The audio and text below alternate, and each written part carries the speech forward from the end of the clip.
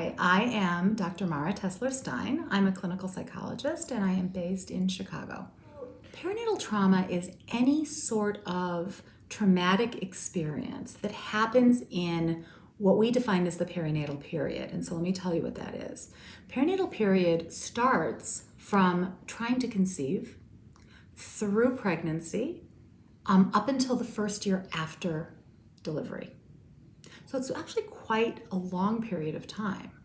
And as you can imagine, there are many kinds of events that happen to families. So the kind of classic example that I think people tend to think about when they think about perinatal trauma, they've might be something like a traumatizing birth experience. So a birth experience that is overwhelming, painful, medically frightening, where the mother or others fear that the mother might die, the baby might die, or in fact, if the baby does die, or sometimes mothers die.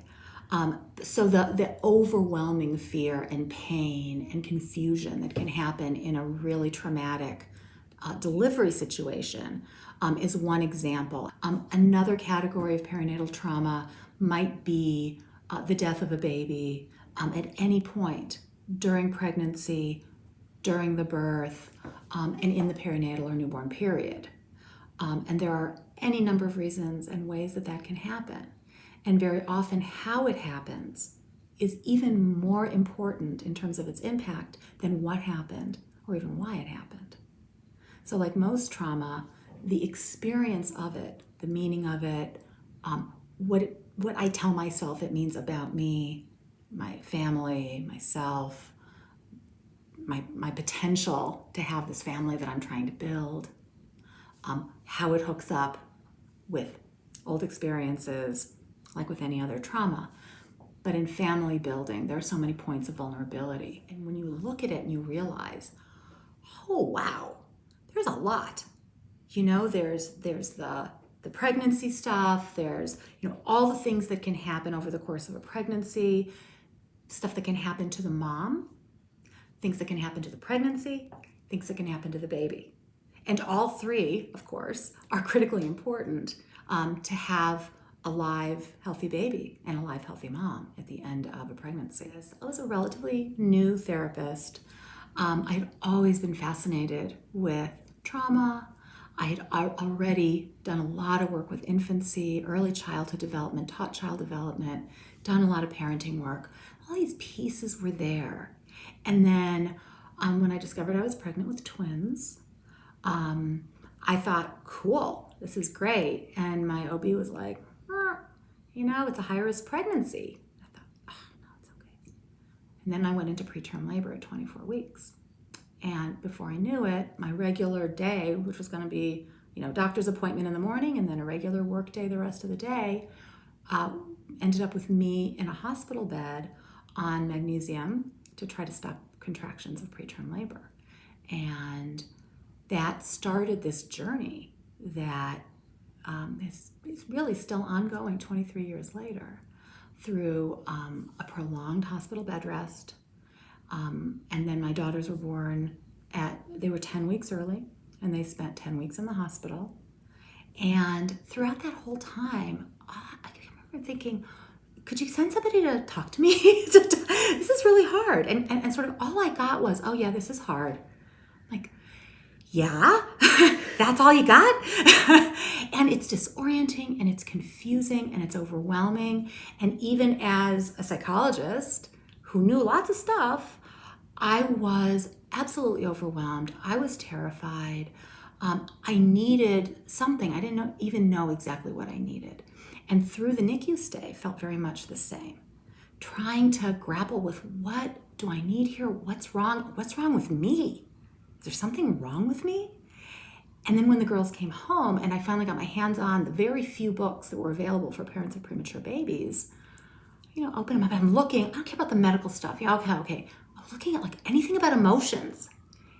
And really, there were 3 paragraphs on loss, 2 on shame, 1 on anger, or something like that. And I thought, okay, either there really is something wrong with me or they're missing something.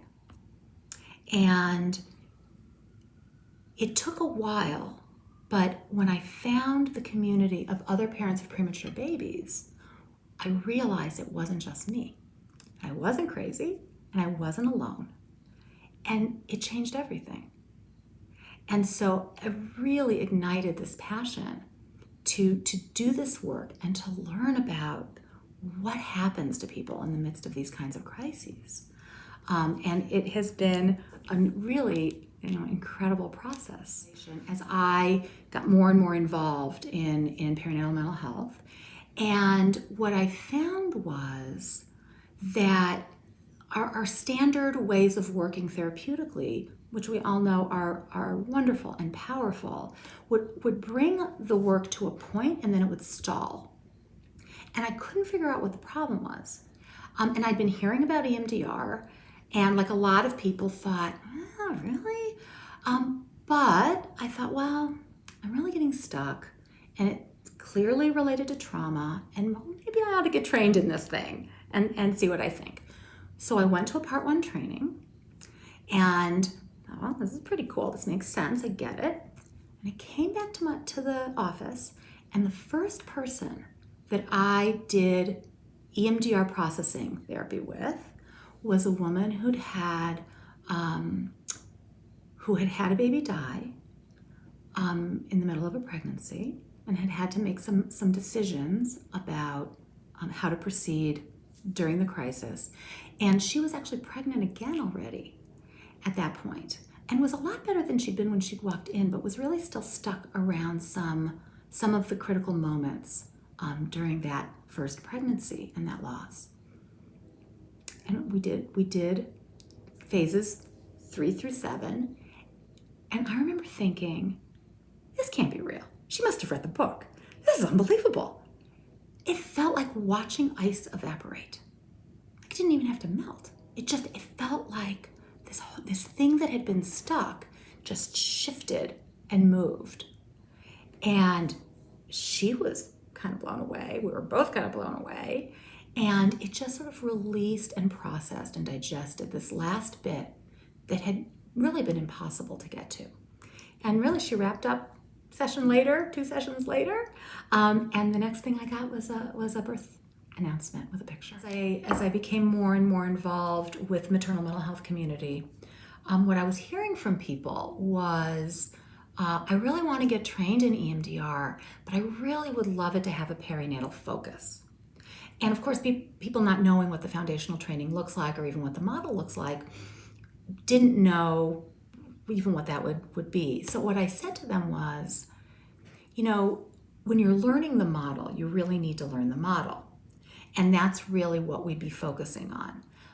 There really isn't any reason to have like a perinatal specific training, because the way that you would use EMDR with this population on its face is the same as you would with any population, except what would it be like to train with other perinatal specialists, and how would it feel to have your trainer be an expert in perinatal mental health and perinatal trauma? Would that make a difference? And the response that I got was, oh yeah, we'd really like that. And the questions, and certainly in consultation, can be perinatal focused. We can use those examples, and we certainly have plenty. And then people can go on to do more advanced practice EMDR training, which can drill down much more specifically with much more nuance about how we can apply EMDR, because it is such a robust model. And people really seem to like that. So I've started to invite, essentially to hold these trainings and say, hey, this is an invitation for perinatal mental health people who want EMDR training to train with their fellow specialists. The energy in the room, and the feeling of belonging, and the feeling of being understood as a clinician working with this population, the things that you worry about, the things that you think of, attachment, maternal infant health, issues around loss, issues around the medical system. I mean, it just goes on and on. But the excitement of being with your people and talking about this stuff together, and then weaving the AIP model in, helping them to then translate what they already know into our AIP model, helping them to understand what they're looking at through this lens, and helping them to understand the kinds of maternal mental health stuff and family perinatal mental health stuff that they might not have thought about as trauma. When you look at all the kinds of things that can happen through that lens, we can understand how we can help more effectively.